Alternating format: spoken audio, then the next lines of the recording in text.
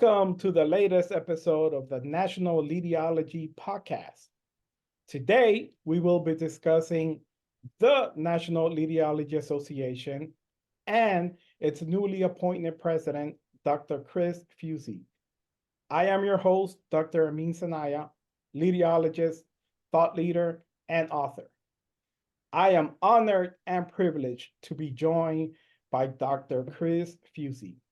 He is the CEO and senior consultant at CMF Leadership Consulting, where he specializes in leadership development and executive coaching. He is also now serving as the president of the National Leaderology Association and is involved with the International Leadership Association. Dr. Fuzie holds advanced degrees in organizational leadership from Brandman University and has a background in law enforcement, retiring as a police homicide lieutenant.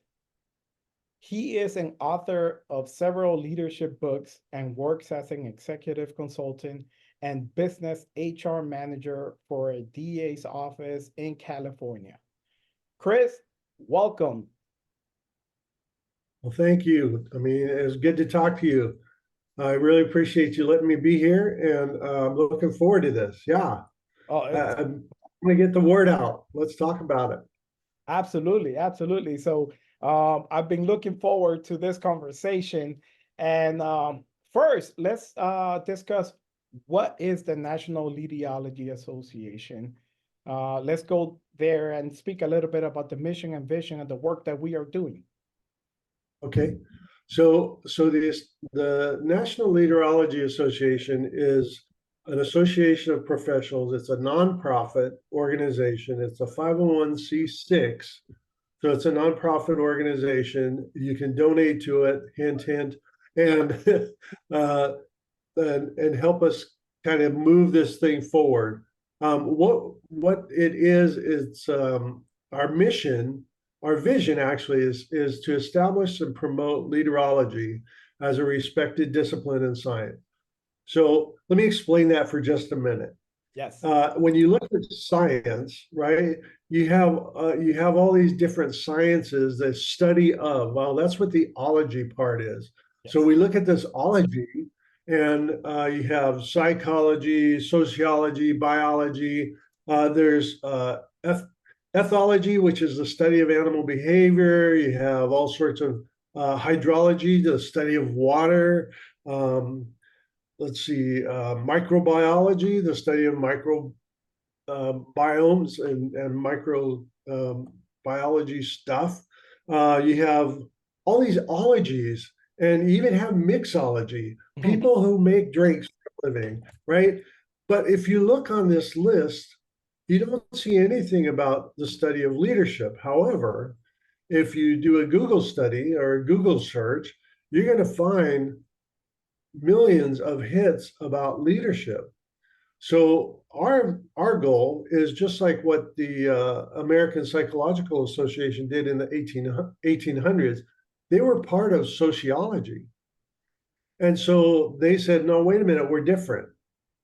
And so we're doing basically the same thing. They established the American Psychological Association, which now, if you're in any kind of college, you can either write in the APA style, American Psychological Association style, yes, or in MLA or some of these others, right? So we're trying to follow that model and make leadership its own study, yes, its own science, the actual science of leadership.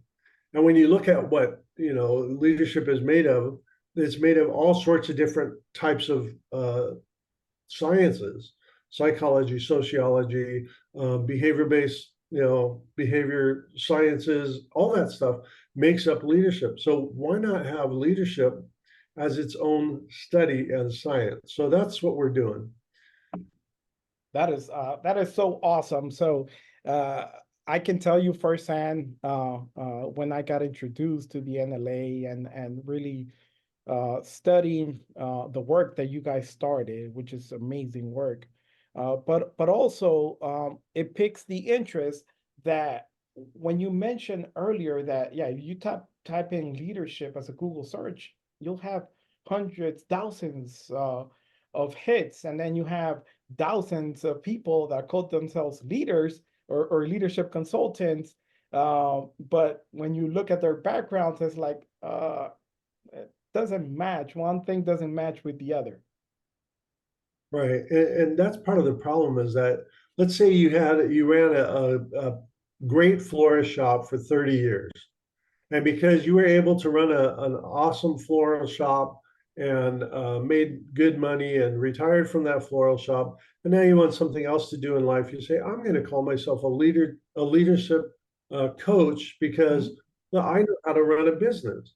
And so now I'm a coach. Well, a floral shop is much different than a trucking company, which is much different than, some of these other companies that maybe you don't have the skills for that particular um, you know organization, and Yeah, that's where what we're doing. And as you know, I mean, we're trying to support and produce exceptional educated, there's the key factor, educated leaders and become a trusted authority in leadership. absolutely. So that's what we verify their leadership. We really help try to make that happen. So you're not getting, if through us, we'll verify who somebody is. Just like, would you go to a psychologist who's never studied psychology? Right? Or Would you you?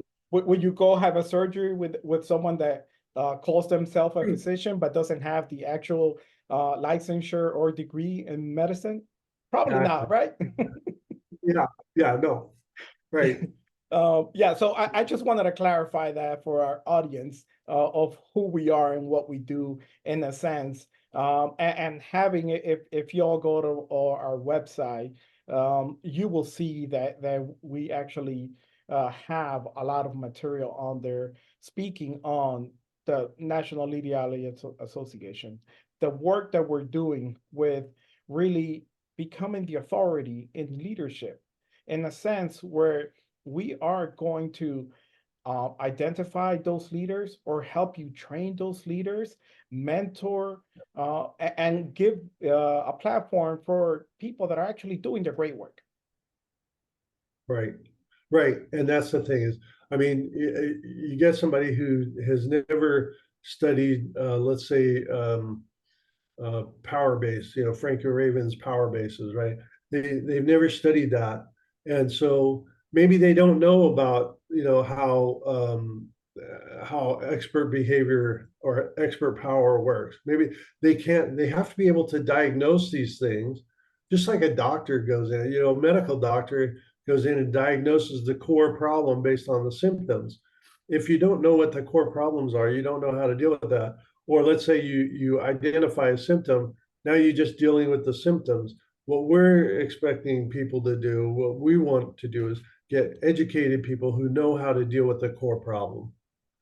Absolutely, and to have the background, the training to be able to do that. So, one of the things that I love speaking when I speak with younger leaders or organizations that are looking to grow or develop leaders uh, is that I ask them really, how do you create, um, a development process for your organization, or when you're in going from being a specialist to being a leader, is there a specific training you go through, or is there anything that is done other than, here's the job, here's the job description, have at it. And it's Yeah. funny because they're, for the most part, most organizations don't have that.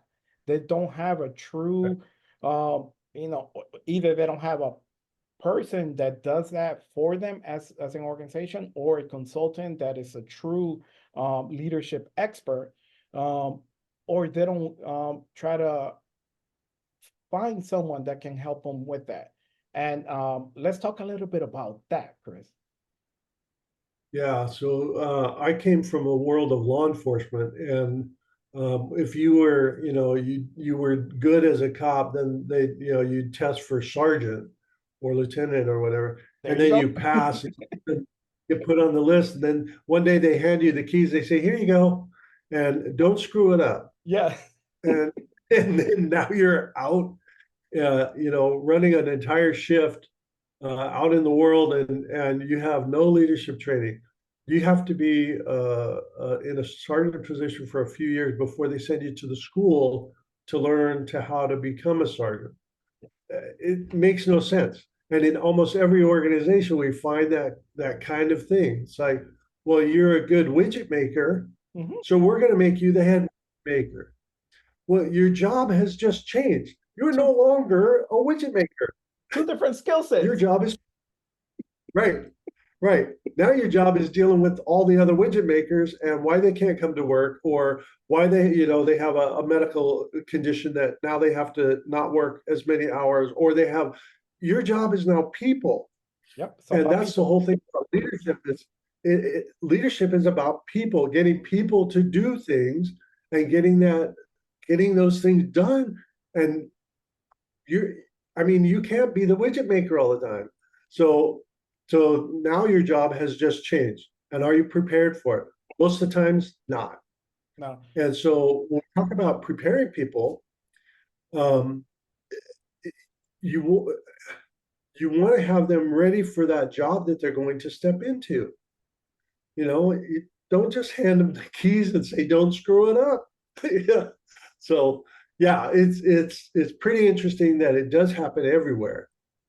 So I think your question, if I'm hearing it right, is what do we do about it? Yep.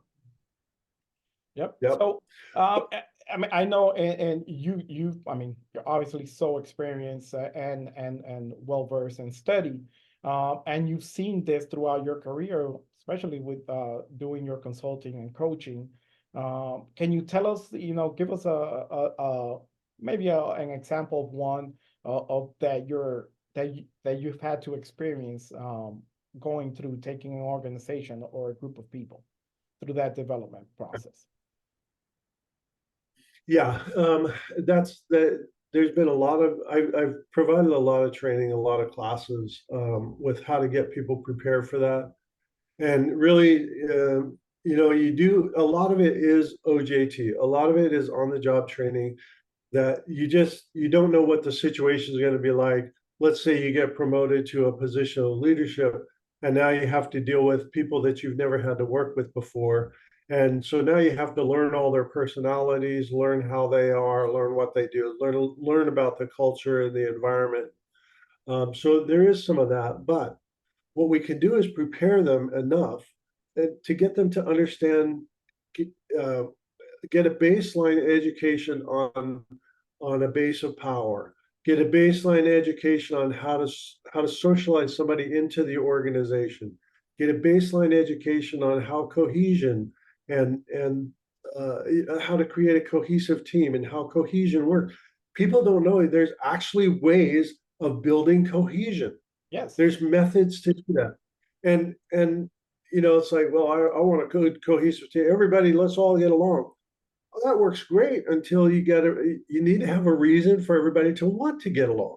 Yeah. And so there's ways of building that. And that's what the theories are about. Team dynamics. What is the difference between a excuse me, a structural dimension of a team and a team process? Very different, but it's all part of creating a team. What kind of team players do you have? Are they people who are process driven? Are they people who are goal driven? Mm-hmm. Are they some of your challengers? Or what's the new word? Disruptors, right? So we don't call people challengers or problems stuff. They're disruptors. So that sounds a little cleaner than challenger. Yeah. So, all of these are theories that we need to bridge academia and the practical application and the practicing world. So that's one of the things we were talking about at this last conference I went to in Glasgow, Scotland, is that bridge, building that bridge between academia, the theories. That's why we are talking about, we want people educated, but we want them educated and practicing. Yes. Yeah, So, that academic piece is really is going to be able. It's going to be one of the things that for that is going on now for future aspiring leaders. That's how we're going to be able to get them to uh, be able to lead organizations, teams, associations, whatever that may be, for your in your particular case. But let me ask you a question, and it was very interesting what you were saying about, we can create, baseline, basically workshops to get these people to have some kind of foundation to be able to start those roles. How about assessments? What type of assessments have you worked with, or you would recommend? I'm sorry, can you say that again? I didn't quite catch. What type of assessments, have you used in the past when you're assessing Oh, a leader, and which ones would you recommend? so I've used an assessment for basis of power. Okay. I've used DISC. I've used, oh my gosh, there's so many of them. Yes. I used a followership survey, a survey about, what kind of followership do you have? I mean, you're a leader, but just like everybody else, you lead and follow simultaneously. Yes. So what kind of followership are you? I've used the one, I forget what team what do you call it? What kind of team player are you? I've used that one. I've used one for motivation and motivation through consequences. There's all sorts of, I mean, there's so many different possible things, surveys and survey tools. Mm-hmm. But those are the I like to use to get, especially for the baseline thing. This would be for somebody who's going into a frontline supervisor. Yes. So they understand what their base of power is. They understand how they use it. They understand. Oh, socialization also. That's another one. Mm-hmm. How do they best behave in a team? Are Yes. they themselves the distract or the what is it, Disruptor. the yeah, disruptor, right? Yeah, I have to keep putting that in my head because I keep going to Challenger, and I know that's not the new language now. So all of the there's all sorts of different assessment tools depending on what you're wanting to get at. The followership tool is very interesting to me because people think of leadership and followership separately, but they're not. They're all part of the same process. Absolutely, And absolutely. So we are, and I love what you said, in what you were just finished saying. We are both leaders and followers at the same time. right. And that's people don't realize they'll lean one role or the other or whichever's convenient. Yes. It's like, hey boss, sorry boss, that's above my pay grade. That's just convenient, right? If Yes. you have the knowledge, the skills, and the ability, you should be doing it. Yep. But so they'll lean towards one or the other, but there's not a lot of information out there about being what I call the liminal leader. You're in this liminal transitional kind of space where you have to do both leading and following. And so you have to understand how to lead. And the followership part, I mean, if you're not a good follower, you're the one that you're the disruptor and you're the undermining and you're the, own up to it. Say that's who I am. And if you want me to do something, make it worth my while. That's the kind of stuff that we want to get out. Is that if you have this knowledge, this baseline knowledge, then you understand some of these concepts. But we have thousands and thousands of coaches, people that coach, and as a coach, you're taught to ask questions, ask powerful questions until the client gets where they want to be. How does that work? What if the client's having cohesion? I use cohesion because it's an easy one. Yes. What if they're having cohesion problems and you as the coach don't know how to apply those remedies for cohesion? That's what we want to get away from. Absolutely. So, I love your work, and the followership piece really piqued my interest. And every time you post something, I'm reading it and I'm really thinking it through. I love reading it 2 or 3 times because I get a different. I learn something new every single time I read it.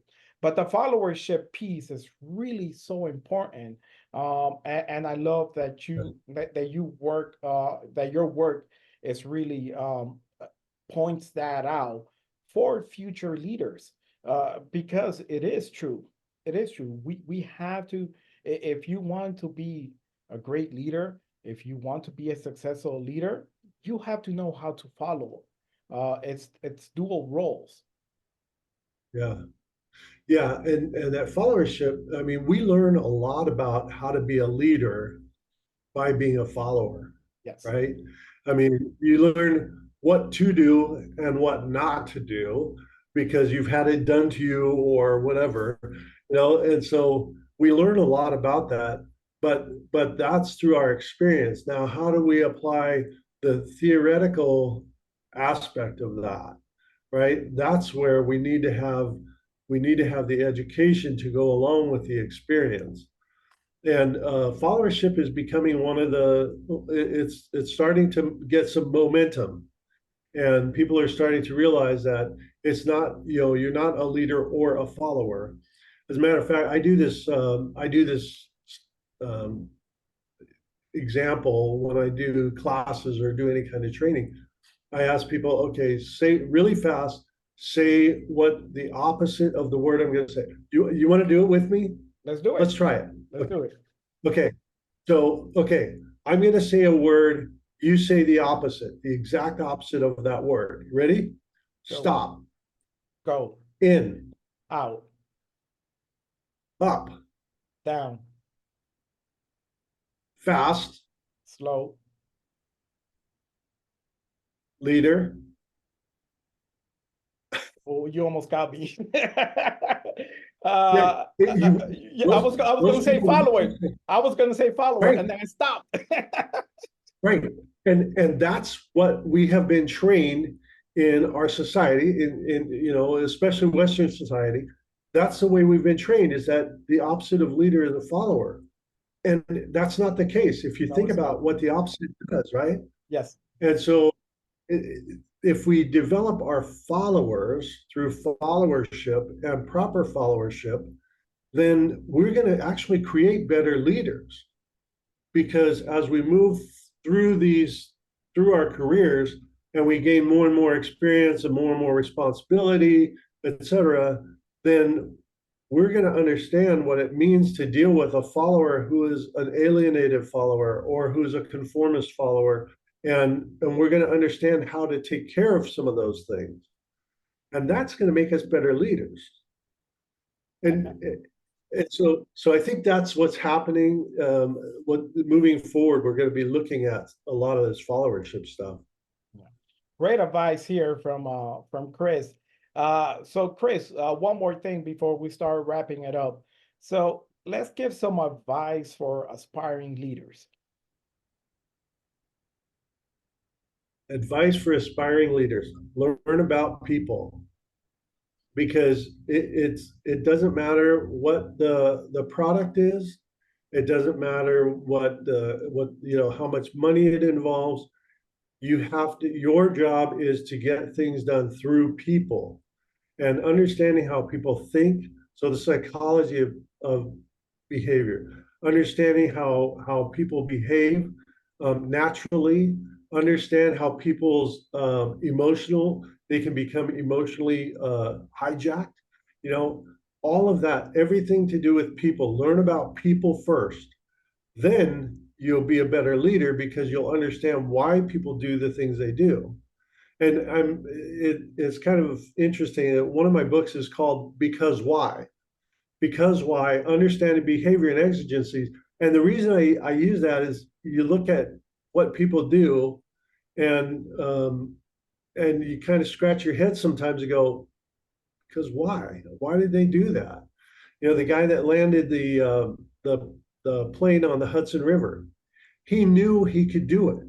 He understood the dynamics of that, even though he was breaking the rules.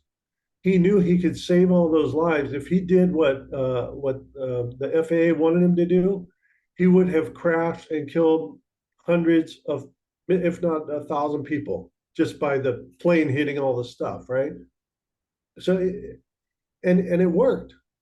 That's leadership, knowing when you can deal with that, knowing yourself, right? Yes. So part of being that is not just know people, but know yourself, how you are, right? So, I mean, if you go into sports, you need to learn sports stuff. If you go into mechanics, you need to learn mechanical. So all of that you still have to have. But if you're going to be a leader, you need to understand people and not just on the surface. You need to understand deep understanding of how people behave and why they behave the way they do. Great stuff here from Chris. So aspiring leaders, make sure you understand it's about people. For me, you took mine, which is people. My guiding principle, my number one guiding principle in my life is loving people, loving self. So yes, for leaders, it's about people. So I'll give one as well. And as we were talking, well, probably two, as Chris was speaking, uh, two things came to mind. Number one, the adaptability piece. So, as a leader, you have to be sort of a chameleon, jack of all trades, leading and following at the same time, and also adapting to your surroundings and seeing how do you get the most out of your people. So Right. those that's one piece of it. Second is resilience. Everyone has gone through stuff in life. We all do. Everyone has a story. We all have our ups and downs, and we've had our low points, but we've survived, right? So lean into those moments where you had to be resilient. You had to figure Right. things out because we've all done it. So lean into that. As a leader, Right. resilience is going to take you very far. Right.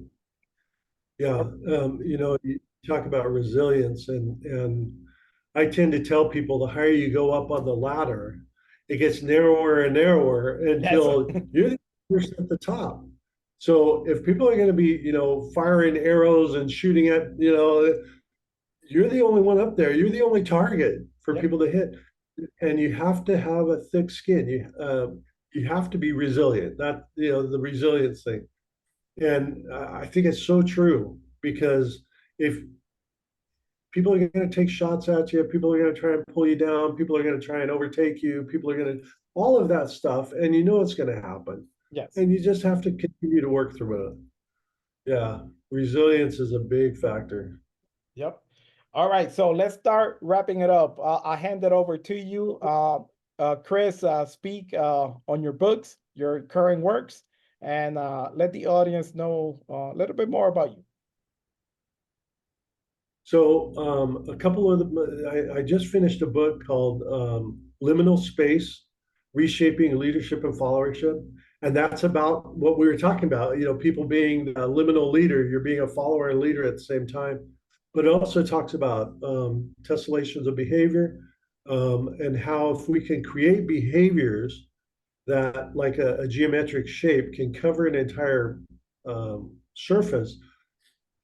It's about the behavior. If we create the correct behaviors for an organization, then we'll be able to be more effective in that organization.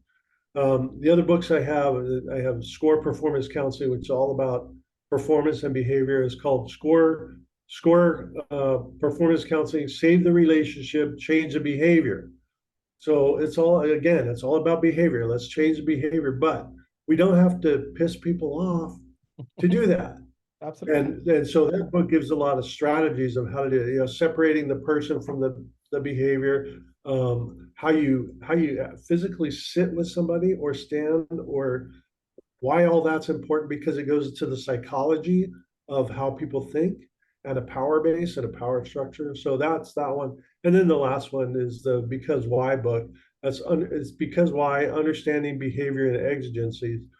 And that one's about evaluating behavior. If somebody does something a little different than what policy or law says, why did they do it? You know, you need to understand what's going on in their head. So all of these go back to what we were talking about with behavior-based kind of stuff, and that we need to learn about people. So yeah, that's what's going on with me. And I'm happy to be here. I'm looking forward to moving the NLA forward in the next few years and starting to build a little more membership, be a little more proactive in what we're doing. So, and I'm looking forward to working with you on that too. And this is going to be a good time. Absolutely. Well, you heard it here. Leadership is about people. Continue to follow us. We'll have more thought-provoking episodes.